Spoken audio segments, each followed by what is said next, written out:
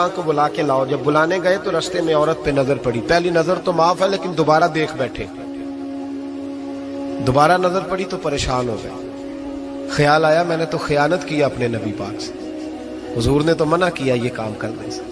اب واپس حضور کے پاس نہیں آئے, جنگل میں چلے گئے. ابن قدامہ نے کتاب التوابین میں اس روایت کو لکھا ہے.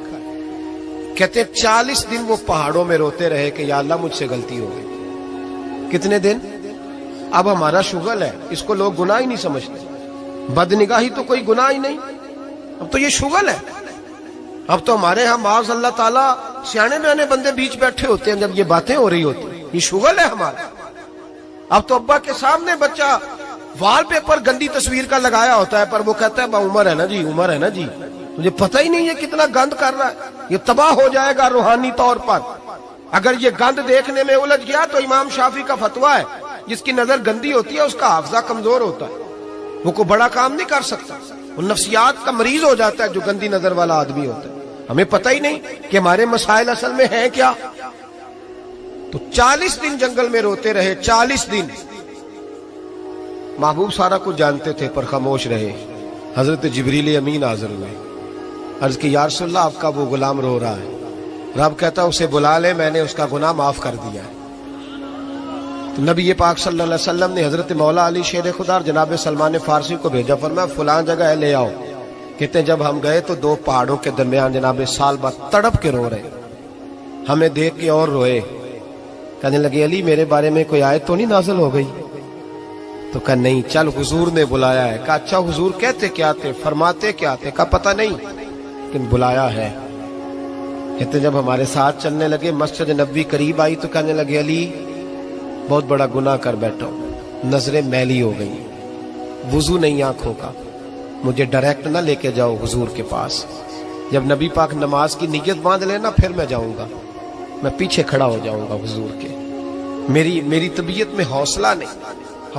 یہاں تو پتہ نہیں میں کس طرح عشق رسول کا دعویٰ کرتا ہوں ممبر پر بیٹھ کر, اور ہماری یہ میلاد آئے گا تو محفل میلاد میں اس طرح کے دعوے ہوں گے اسٹیج پر کہ علمان والحفیظ, پتہ نہیں کیا کیا لوگ کہہ دیں گے. پتہ نہیں ہم کیا ہے اور ہم کیا کہہ رہے ہیں. من آنم کے من دانم, پتہ ہی نہیں اور کتنا بڑا دعویٰ کر دیا. کہ میرے اندر طاقت نہیں سامنا کر دے. مولا علی فرماتے ہیں جب حضور نے مغرب کی نماز کی نیت باندھی تو انہوں نے بھی پیچھے نیت باندھ لی. اتفاق کی بات یہ کہ حضور نے پہلی رکعت میں سورہ انفطار پڑھنی شروع کر دی. اذا السماء انفطرت واذا الكواكب انتصرت واذا البحار فجرت. کہتے ہیں جب محبوب اس آیت پہ پہنچے نا کہ یا ایھا الانسان ما غرک بربک الکریم, اے انسان تجھے کس چیز نے دھوکے میں ڈال دیا, حالانکہ تیرا رب تو بڑا ہی کرم کرنے والا ہے. تو کس طرح کسی اور کے دھوکے میں بربک الکریم, اور ضمیر واحد ہے, میں تفسیر پہ نہیں جاتا. کہا تیرا اپنا رب, بربک کا تیرا اپنا رب, تیرا رب تو بڑا کریم ہے, تو پھر بھی کہیں اور چلا گیا. جب یہ آیت سنی تو پیچھے چیخ ماری, بے ہوش ہو کے گر گئے. گھر والے گھر لے گئے. نماز مکمل ہوئی تو حضور نے فرمایا کیا ہوا؟ عرض کی حضور وہ تو رو پڑے تھے, گھر لے گئے. محبوب پیچھے گئے تو بے سدھ پڑے, تیز بخار ہو گیا. نبی کریم سرہانے بیٹھے اور ان کی گردن کو اٹھا کر سر کو گود میں رکھا, اور جب بالوں میں دستے مبارک پھیرا تو آنکھیں کھول دی اور جھٹ سے اپنا سر زمین پہ رکھ کے کہنے لگے حضور میں اس قابل نہیں کہ آپ کی گود میں میرا سارا ہے, اس قابل نہیں, بڑا مجرم. تو محبوب نے فرمایا تجھے مبارک ہو, رب نے تجھے معاف کر دیا ہے, اللہ بھی راضی ہے, میں بھی راضی ہے. اب حضور کے قدموں کے قریب آئے تو کہنے لگے حضور آپ راضی ہیں؟ کہا راضی ہوں. فرمایا پھر میرے لیے دعا کریں. بس یہ بات ہوئی تھی, انہوں نے کلمہ پڑھا تو روح پرواز کر گئی. پرواز میرے بھائی احساس پیدا کر.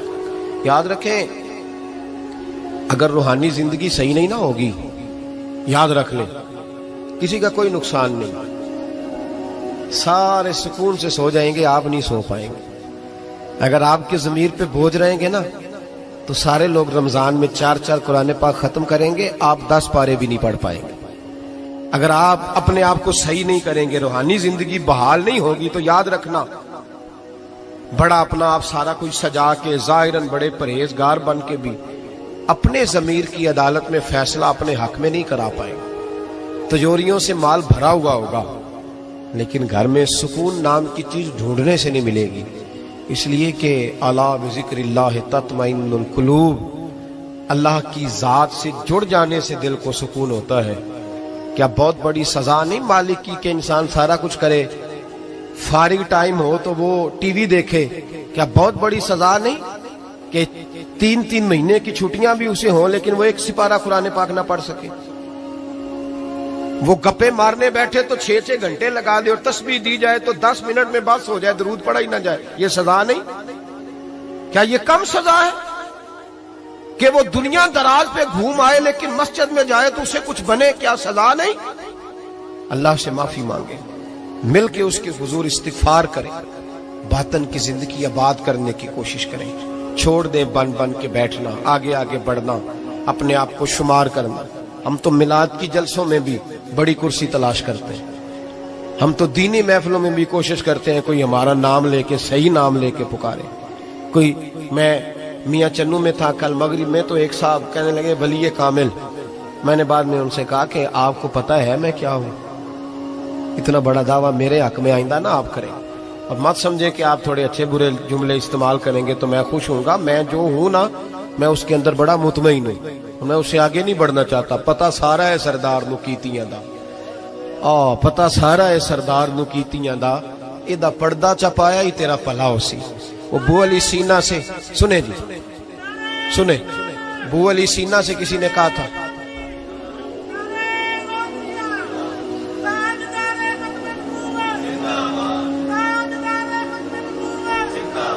अब इनकी इस बात पर और इस अमल पर एक शेर सुन ले मियाँ मोहम्मद बख्श साहब का। मियाँ साहब कहा करते थे, जितन जितन हर कोई खेडे तू हारन खेड फकीरा। जितन जितन, ये तो सारी दुनिया करती है ना कि मैं जीतने जा रहा हूं। कहते हैं जितन जितन हर कोई खेडे, जितन जितन हर कोई खेडे तू हारन खेड फकीरा। जितन दा मुल कौडी पैंदा ही हारन दा मुल हीरा। जितन दा मुल कौडी।